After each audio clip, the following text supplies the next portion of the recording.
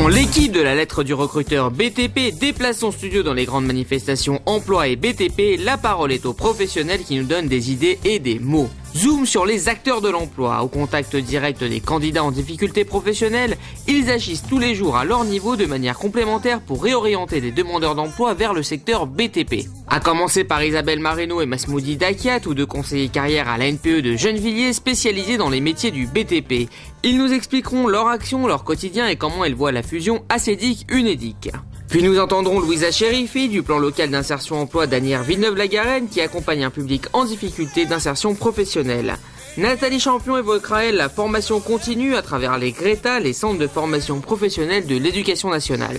Et enfin le point de vue de Stéphane Etienne, directeur de la mission locale pour l'emploi de Gennevilliers. Pour conclure ce numéro, chacun s'exprimera sur l'image en mouvement des métiers du BTP.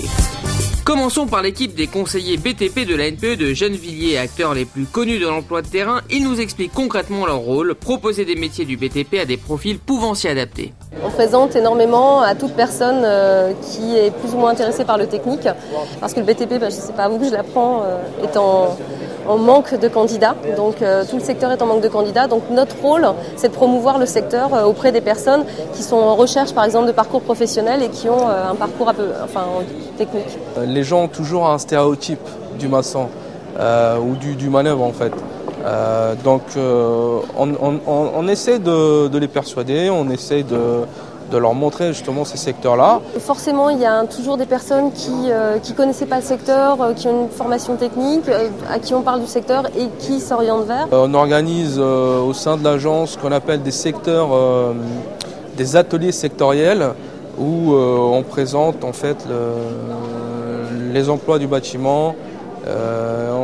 On essaie de faire venir en fait des employeurs dans ce secteur-là pour se présenter, etc. Et pourquoi pas les mettre en relation avec ces entreprises-là. Nous verrons au fur et à mesure des témoignages qu'à chaque acteur de l'emploi correspond un type de public. Et pour l'équipe de l'ANPE de Gennevilliers, c'est le profil du demandeur d'emploi qui paramètre leur action. Au sein de l'ANPE, on a des demandeurs d'emploi en règle générale qui ont autour de la quarantaine. Et vous savez que la plupart ont des problèmes de dos, des problèmes physiques. Donc les entreprises résignent à les embaucher. Il ne faut pas se voiler la face. Je dirais un électricien ou un maçon ou un peintre, je dirais qui vient de sortir d'une formation ou qui, vous ne le trouvez pas inscrit chez nous. Hein. La plus-value qu'on va apporter, c'est justement essayer de transférer leur connaissance du bâtiment sur un autre. On reste dans le même secteur, mais sur un autre métier. Alors que la fusion ANPE-UNEDIC va devenir une réalité, on peut se demander ce que cela va modifier dans le quotidien des ANPE. Je pense que la future entité, parce qu'on n'a pas d'autres infos, va fonctionner de la même manière qu'elle fonctionne aujourd'hui. C'est-à-dire que l'ACEDIC a le traitement, je dirais, des indemnités plus administratifs. Et nous avons ce que j'appelle la recherche d'emploi et la formation. Au contact d'un public en difficulté, le PLI, plan local pour l'insertion et l'emploi, semble avoir trouvé dans les clauses d'insertion des chantiers de rénovation urbaine un vivier de solutions pour son public, comme nous l'explique Louisa Chérifi, chargée de projet. Nous, on a pour objectif de monter des parcours, des étapes de parcours préalables à l'emploi. Donc une fois que la personne signe un accord d'engagement dans le PLI, il va être accompagné sur une durée pouvant aller jusqu'à 24 mois. Et nous, on coordonne tout l'aspect insertion. Donc les entreprises qui interviennent dans ces projets ont pour obligation de réserver 5% du nombre d'heures travaillées à du public en insertion. Et nous, on coordonne un petit peu tout le dispositif. Reste cependant à adapter les compétences aux postes proposés. On arrive à trouver des personnes motivées, mais souvent il y a quand même une adéquation entre le niveau de la personne et le poste proposé par l'entreprise. Le rôle de Nathalie Champion est complémentaire de celui du PLI et de la NPE, conseillère formation du GRETA, groupement d'établissements de formation continue de l'éducation nationale. Elle nous présente le rôle de ces établissements dans la relance du processus de retour à l'emploi. L'organisme de formation GRETA forme des demandeurs d'emploi dans le cadre d'appels d'offres des collectivités territoriales, essentiellement le Conseil général, et des salariés d'entreprise pour des demandes des entreprises pour une élévation de compétences dans un domaine particulier, dans une formation métier ou dans une formation plus transversale de remise à niveau en français ou en bureautique. Pour le BTP, nous avons une forte demande du Conseil régional qui a identifié un besoin d'entreprise très fort dans le territoire d'Île-de-France.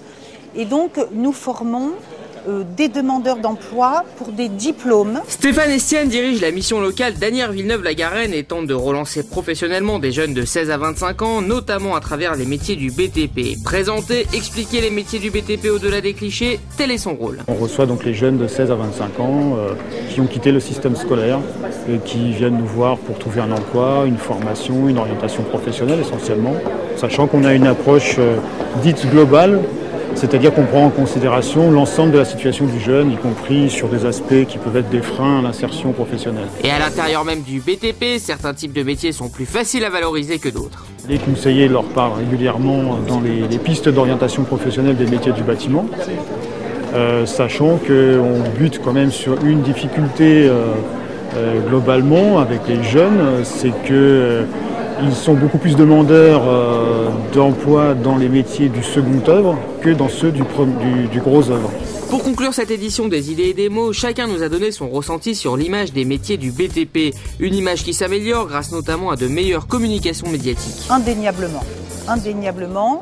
Les différentes fédérations, les OPCA, les organismes paritaires, les collectivités territoriales et même l'État ont tous véritablement joué un rôle de communication très fort sur les différents supports de médias qui donnent une image du bâtiment un petit peu plus attractif pour les femmes également et qui a bien identifié ce secteur comme un secteur en tension, donc un secteur qui recrute.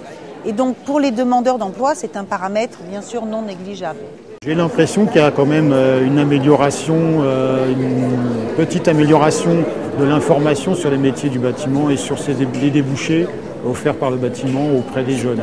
Alors on ne sent pas véritablement très fortement aujourd'hui, mais c'est sûr qu'on voit que les choses commencent à changer, clairement. Et c'est pas encore très palpable au jour d'aujourd'hui. Ça change avec les techniques, la technique, je dirais tout ce qui est technique qui évolue. Et c'est vrai, c'est pas le bâtiment comme on le connaît traditionnellement. Il évolue, c'est pas le maçon des années 60 et 70, ça évolue. Il y a quand même une évolution au niveau des mentalités. On a plus de personnes qui viennent. On a moins de mal à recruter dans les postes de coffreurs par exemple. On commence à avoir des personnes diplômées Bac+5 dans d'autres secteurs qui viennent s'orienter vers le BTP. On a eu le cas ce matin. C'est un des rares secteurs à offrir du travail en CDI et de l'emploi durable sur des temps pleins, du travail la semaine sans travailler les week-ends. Donc du coup, c'est vrai que les premières expériences d'embauche qu'on a eues, on a communiqué autour, ce qui nous a permis aussi de ramener du public. En fait, le bouche à oreille a bien fait son travail. Si on y ajoute l'action terrain d'entreprises comme PMEBTP.com ou encore les formations offertes par de grands groupes, on peut se féliciter de voir cette chaîne complète de professionnels mobilisés pour que le BTP devienne une solution durable pour faire encore baisser le taux de chômage en France.